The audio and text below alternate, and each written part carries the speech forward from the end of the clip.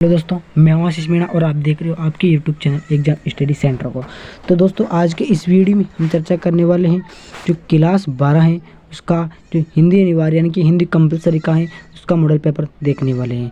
तो दोस्तों, यहाँ पर 8 नहीं है, यहाँ पर 80 है। ओके, कितना है? 80 है। तो पूर्णांक नंबर 80 का है और स्वाद 3 घंटे का पेपर रहने वाला है। प्रिंटिंग में मिस्टेक हो गई है, इसीलिए कोई बात नहीं है। 2024 नमूना पत्र है, ये मॉडल पेपर है। तो ये 13 मार्च को होगा। कब होगा दोस्तों? हिंदी अनिवार्य का कब होगा? आपका 13 मार्च को पेपर होने वाला है और आपके प्रश्नों के साथ साथ आपको उत्तर भी देखने को मिलेंगे। ओके दोस्तों, को 1-2 प्रश्न मिल जाएंगे जिसका नहीं मिलेगा, लेकिन सभी को आपको उत्तर भी देखने को मिलेगा। ओके, तो शुरू करते हैं। वीडियो शुरू करने से पहले आपसे निवेदन है कि वीडियो को लाइक करें, शेयर करें और चैनल को सब्सक्राइब जरूर करें। ओके दोस्तों, शुरू करते हैं वीडियो बिना टाइम गवाए।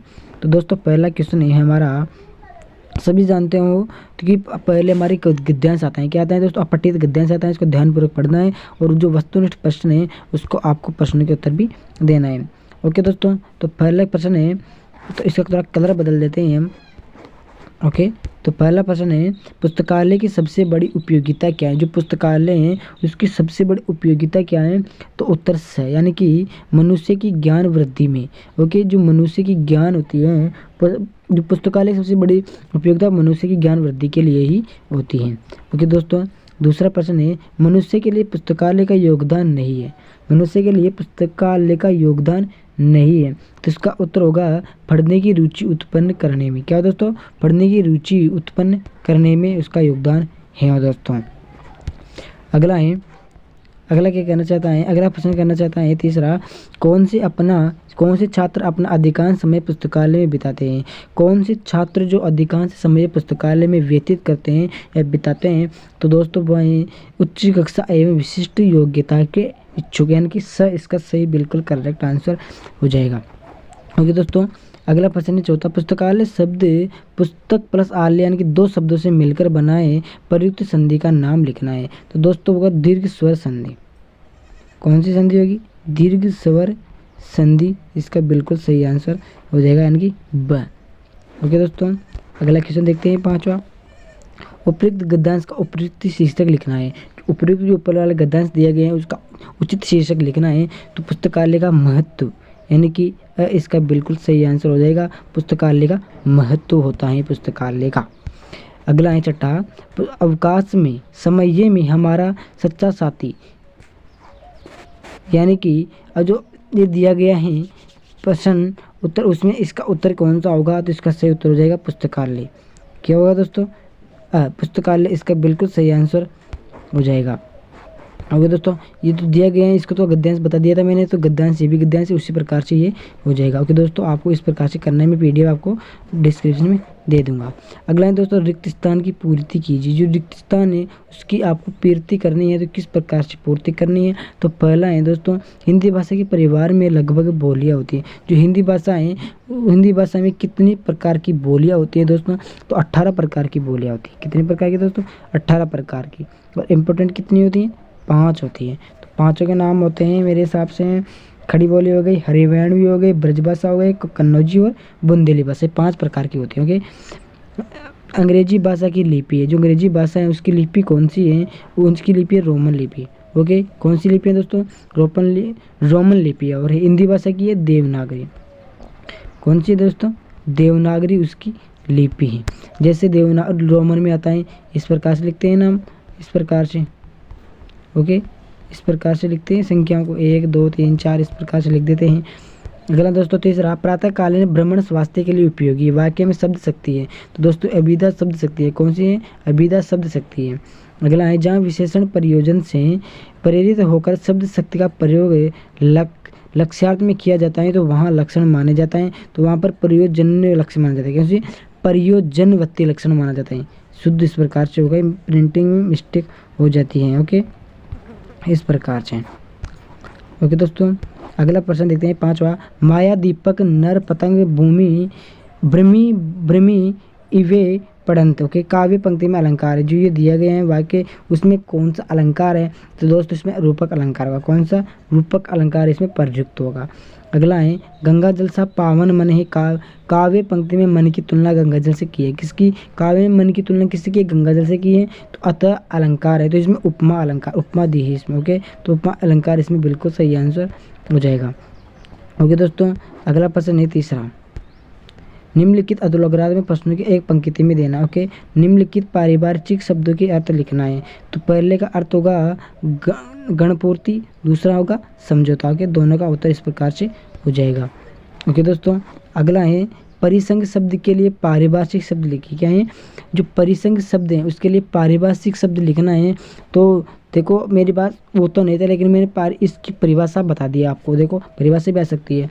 तो देखो इस प्रकार से इसका उत्तर हो जाएगा। परिसंघ ऐसी राजनीतिक व्यवस्था को कहा जाता है जिसमें दो या दो से अधिक लगभग पूर्णतः स्वतंत्रता राष्ट्र समझौता कर ले, वे बाकी विश्व के साथ वे एक ही राष्ट्र की तरह संबंध रखेंगे। संघ की तुलना में परिसंघों के सदस्यों को अधिक स्वतंत्र होती है। ओके दोस्तों, ये मैंने मिला नहीं पारिभाषिक शब्द, इसलिए मैंने इसका परिभाषा बता दी आपको। ओके दोस्तों, परिभाषा भी आ सकती है, कोई जरूर नहीं कि वही आए।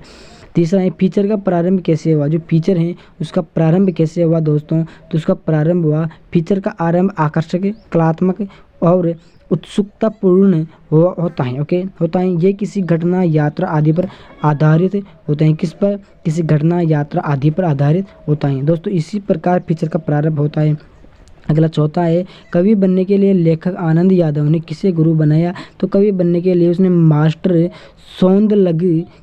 सोंदलगेकर से लेखक इतना प्रभावित हुआ कि उसे मास्टर जी को अपना गुरु बना लिया। किसे? मास्टर सोंदलगेकर। ओके, इसका बिल्कुल सही आंसर हो जाएगा। अगला पांचवा है, तो पांचवा क्या कहना चाहता है देखते हैं। यदोसर बाबू क्या है दोस्तों? यदोसर बाबू ने किसनदा के गांव चले जाने के बाद कौन कौन सी परंपराओं का पालन किया था। तो उसका सही उत्तर हो जाएगा घर में होली गवाना, जनेऊ पुन्नू के दिन सभी कुमाऊनियों को जनेऊ बदलने के लिए अपने घर बुलाना, रामलीला की तालीम के लिए क्वार्टर का एक कमरा दे देना, क्वार्टर यानी समझते हैं ना, दारू पानी आदि परंपराओं का पालन किया। बिल्कुल सही उत्तर हो जाएगा। डायरी के पन्ने फाट के आधार पर एन के प्रकृति के वर्णन कीजिए।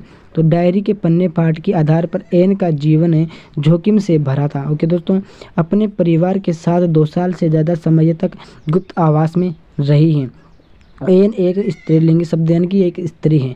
ओके, जब वह लगभग 13 साल की हुई तो बाहरी दुनिया से देखने के लिए सपने मन में जागृत होने लगे। इसका बिल्कुल सही आंसर मैंने बता दिया है। इस प्रकार से आपकी परीक्षा में आएगा, यानी कि प्रश्न और आपको इस प्रकार से लिखना है। अगला है सातवां दोस्तों। सातवां प्रश्न कहता है कि यशोधर बाबू अपने बच्चों तथा पत्नी से क्या चाहते थे। तो उनसे चाहते थे वे केवल अपने बच्चों से अपना सम्मान और पिता वाली इज्जत चाहते थे। वे दोनों ही नहीं करते थे, लेकिन वे दोनों ही चाहते थे। ओके दोस्तों, अगला है सिंधु घाटी सभ्यता के 2 महानगर कौन से हैं। तो दोस्तों सिंधु घाटी सभ्यता के 2 प्रमुख शहर हड़प्पा और मोहनजोदड़ो, ये दोनों शहर एक दूसरे से काफ़ी दूर पर थे।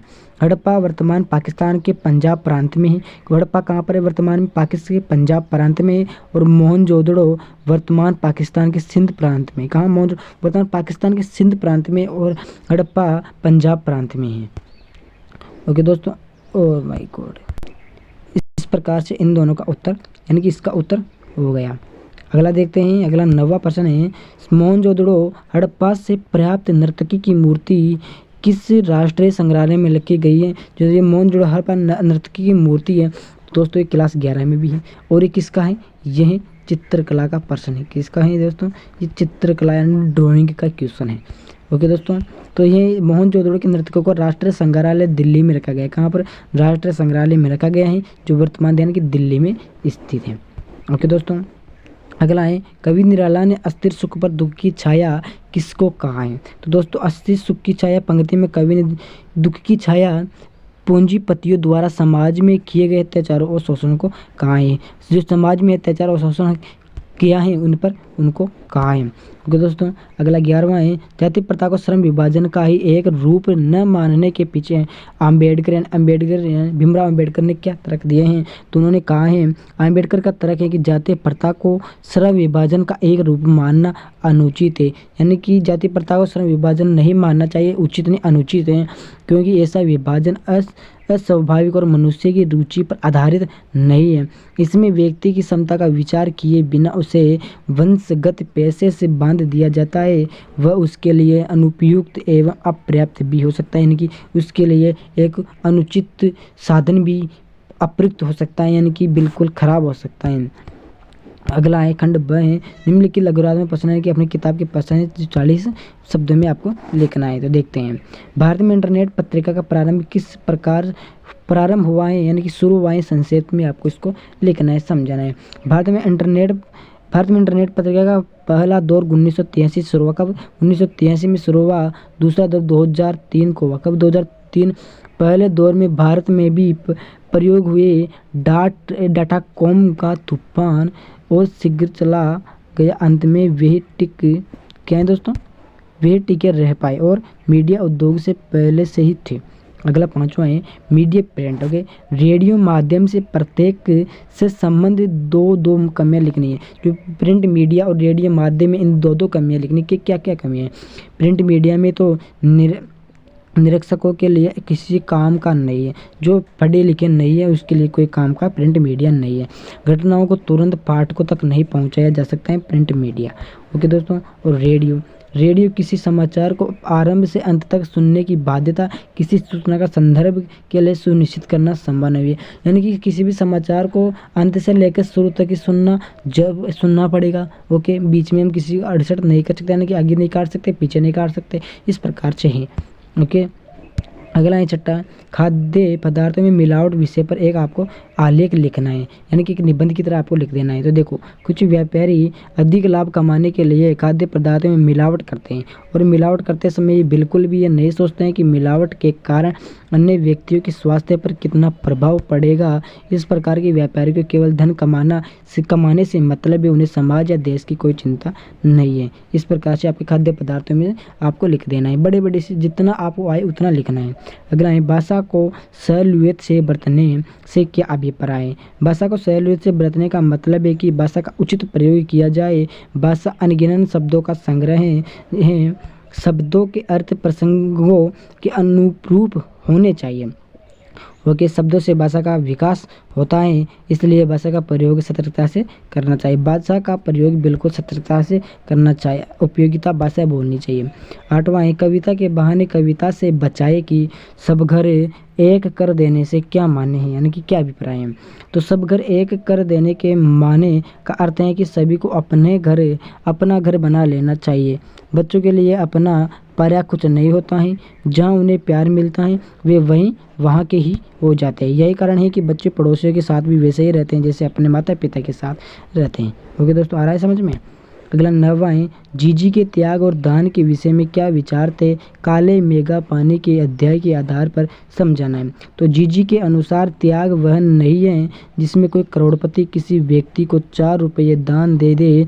दान तो वह है जिसमें तुम्हारे पास कोई वस्तु कम हो। ओके दोस्तों, तुम्हें उसकी आवश्यकता बहुत अधिक हो, परंतु यदि किसी अन्य व्यक्ति को उस वस्तु की आवश्यकता हो तो तुम्हें उस वस्तु को दूसरे व्यक्ति को दान में दे देना चाहिए, अन्यथा नहीं देना चाहिए। ओके दोस्तों, चार्ली सबसे ज़्यादा स्वयं पर कब हंसता है? तो चार्ली सबसे ज़्यादा खुद पर जब हंसता है जब वह अपने आप को गर्व उन्मत्त, यानी अपने आप को खुद गर्व से सम्मानित मानता है। वह आत्मविश्वास से लबरेज हो जाता है। वह सफलता, सभ्यता, संस्कृति व समृद्धि की प्रतिमाएं बन स्वयं को दूसरे ज़्यादा शक्तिशाली श्रेष्ठ समझते हैं, खुद को गर्व से सम्मानित कर उठता है। अगला है दोस्तों, रुबाइये के आधार पर अपने घर के आंगन में दिवाली और राखी के दृश्य से बिंब को अपने शब्दों में समझाना है। 60 से 80 शब्दों में छोटा मोटा आपको समझा देता हूँ। दिवाली के त्यौहार पर पूरा घर रंग रोगन से पुता हुआ माँ अपने नन्हे बेटे को प्रसन्न करने के लिए चीनी मिट्टी के जगमगाते खिलौने लेकर आती है। अथवा में निराला जी बादल राग कविता का उद्देश्य क्या है?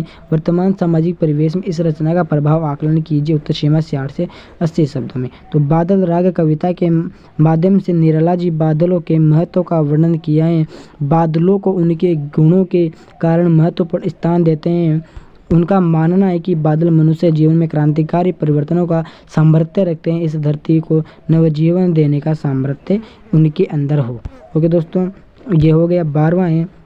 तो 12वां दोस्तों आप देखो इस प्रकार से होगा, मैं आपको PDF दे दूंगा, तो आप इस प्रकार से आप देख सकते हो 12वां 13वां, क्योंकि थोड़ा बड़ा है, 14वां बड़ा है, 15वां है। तो दोस्तों आपको इसकी सब प्रसंग व्याख्या करनी है। ओके, इसकी आपको सब प्रसंग व्याख्या करनी है। ओके दोस्तों, अब देखो 17वां है दोस्तों, सचिव माध्यमिक शिक्षा बोर्ड राजस्थान अजमेर की ओर से उच्च माध्यमिक परीक्षा 2023 की पूरक परीक्षाओं की तिथियों की सूचना हेतु विज्ञापन आपको तैयार करना है। तो दोस्तों इस प्रकार से लिखना है माध्यमिक शिक्षा बोर्ड, ओके, राजस्थान, या तो यहाँ पर लिख देना है, कोई बात नहीं यहाँ पर भी लिख देना है।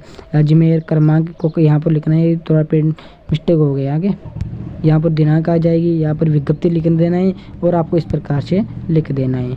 यहाँ पर नाम लिख देना है, यानी जो प्रपत्र में आए वो लिखना है और यहाँ पर सचिव का नाम लिख देना है। ओके, अपने विद्यालय के लिए खेलकूद सामग्री के कार्य करने हैं तो एक निविदा तैयार करना है। यदि निविदा आपको आता है तो कोई बात नहीं, यदि नहीं आता है तो कमेंट बॉक्स में लिखें, मैं आपके लिए एक वीडियो बना दूंगा, लेकिन 5-6 बंदे होने चाहिए, 1-2 के लिए नहीं बनाऊंगा। 18वां है फिर कि आपको सार कृपया एक निबंध तैयार करना है 300 से 350 शब्दों में। ओके दोस्तों, इस पर कर सकते हो। आपको PDF भी आपको डिस्क्रिप्शन दे दूँगा, आप वहाँ से डाउनलोड कर लीजिएगा। ओके सब दोस्तों को जय हिंद जय भारत।